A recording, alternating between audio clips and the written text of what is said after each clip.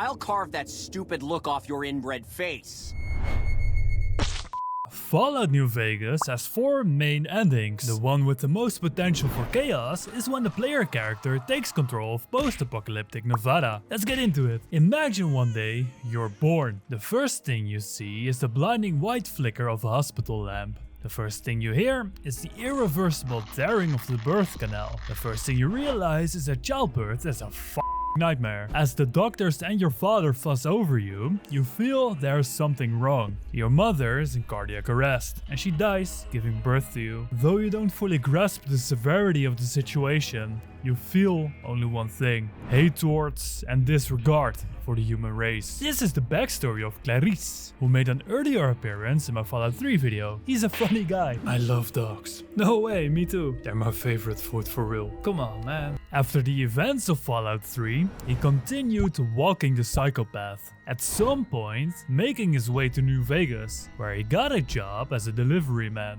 On this very job, he was ambushed by Benny, who promptly recognized the danger Clerice posed to society and shot him in the head. This is why Clerice looks a little different in this video. That said, I don't want to see any comments saying that Clerice looks off in this one. So Clerice, still strong from his time in the wasteland, survives and passes his psych eval with flying colors. I'm gonna say a word. I want you to say the first thing that comes to mind. Mother. Dinner. Sometimes when you give tests like this, you learn more than you was hoping for.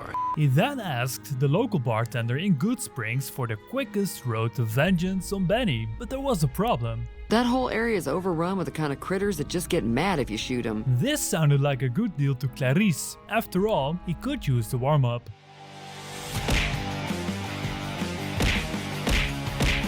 Disposing of the alpha male Deathclaw made Clerice the new leader of the pack. This cleared the most straightforward way to Vegas, skyrocketing his reputation with the NCR. This would give him the option to choose whether or not the president would survive his assassination attempt later, but he would cross that bridge when he'd get to it. He was more a laissez-faire type of guy. So Clerice entered the bright lights of the New Vegas Strip. The credit check did not stop him. He was still absolutely loaded from residual income from back when he fixed the water purifier in DC. As it turns out, monetizing the out of basic necessities of life will make you bank. When he arrived on the strip, a mysterious robot with a fake southern drawl invited him into the Lucky 38, the tallest building in Vegas and Mr. House's base of operation for the past centuries. It had been closed to the public for about the same amount of time, so that sounded boring. Instead, Clerice made his way to the Tops Casino. No one had made an attempt on his life that was so close to succeeding like Benny had. Clerice had found himself intrigued by the mystery man and decided to reward his efforts the best way he knew how. It wouldn't be the first time he changed his gender to trick other men into sleeping with him, and it would certainly not be the last. What in the goddamn? This is all kinds of wrong, but to my suite it is. Nice Charlies, too. As is custom with Clarice's mating ritual, he would kill the male post-coitus. While rummaging around in Benny's room, not only did Clerice find the platinum chip, he also came across a robot not unlike the ones that made up the bulk of Mr. House's army. This robot had access to the same data network as the other ones, but where they had a stern look on their face, this one seemed to smile. But then my neurocomputational matrix was completely reprogrammed to be nice. Very, very nice! Yes Man is a Securitron that has been reprogrammed to say yes to anything. Benny had used him in an attempt to overthrow Mr. House. Much like a real-life Yes Man, he will never say no or anything that might even indicate the slightest bit of disagreement. His programming literally prevents him from doing so, even if you are the biggest dumb to ever walk this earth. The same design philosophy was used when they developed ChatGPT. So Benny, who had grown overconfident in his chances of success, never bothered to program Yes Man to only be loyal to him. This means that we can use it in our efforts to conquer Nevada. To this end, Yes Man tells us that there might be a secret weapon stashed at Fortification Hill. The only downside is that Caesar's Legion had set up shop there, but then again, Clerice could use the practice. After that light exercise, Clerice unlocks the secret bunker, where he finds that Mr. House has a legionary-sized army of Securitrons that can be awakened with the power of the Platinum chip. Clerice, who is strictly anti-AI, decides on a different course of action. Do you have the slightest idea of what you've done? Yes, if he was meant to be a conqueror, he would do it without the help of artificial intelligence. Just like his artistic pursuits,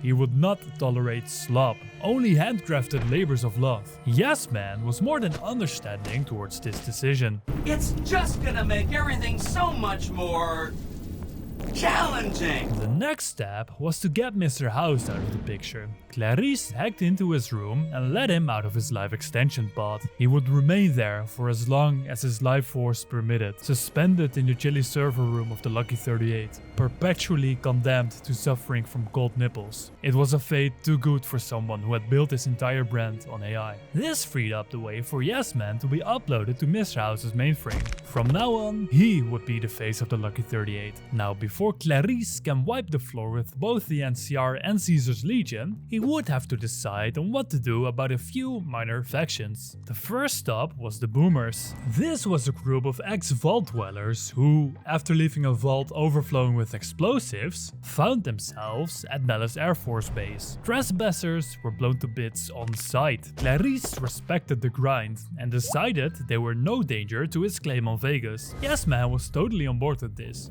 Then consider them ignored. If they end up firing their howitzers at us, we'll ignore that too. Next were the Omertas, soprano wannabes that ran Gomorrah, a casino that dealt in booze, drugs and prostitutes, and probably smelled like it too. For their harsh treatment of women, the Omertas were already a few points behind in Clerice's books. Despite his flaws, he was still a feminist. Their fate was sealed when Cacino, an Omerta's lieutenant, tried to intimidate him. I hear you have a short dick. This couldn't have been further from the truth. Needless to say, the Omertas were not an opposing factor anymore. Next was the White Glove Society, a tribe of masked individuals that emulated the mannerisms of the ultra-rich. Exclusivity included. This was a ploy to mask their cannibalistic tendencies. Clerice knew where they were coming from. The existence of the White Glove Society did mean stiff competition, so Clerice decided to play the long con. He had heard a rumor that a wealthy rancher, who was responsible for half of Vegas' food supply, had lost his son in the hotel not too long ago. He found the lost boy Ted in the deep confines of a freezer, where they were keeping him cool for consumption. Upon seeing this crime against humanity, Clerice had some words for the chef. "Hello sir, if I might offer a teeny tiny suggestion, don't keep your meat cool. The taste is in the boiling blood. Let them know what's coming." When Chef Philippe exploded, I'll carve that stupid look off your inbred face. Clerice decided on a change of plans.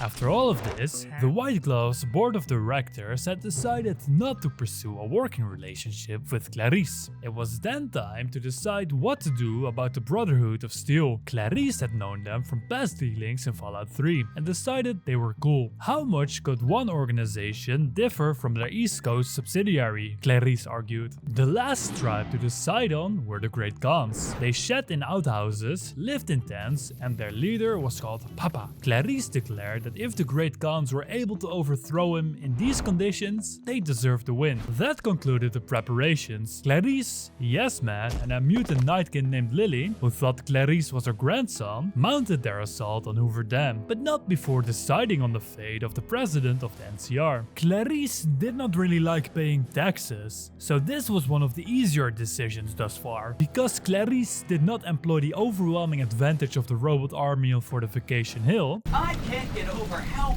brave you were to destroy all those Securitrons at the fort. Yes Man ran projections and calculated that the only way Clerice could withstand both the Legion and the NCR long term was if he completely destroyed Hoover Dam. That way, there'd be little incentive for them to return to Nevada. After a long and arduous battle, Clerice had reached the heart of Caesar's encampment, where he faced off against Legate Lennius, whose voice was enough to make Clerice's lady parts tingle. We shall see how brave you are when nailed to the walls of Hoover Dam.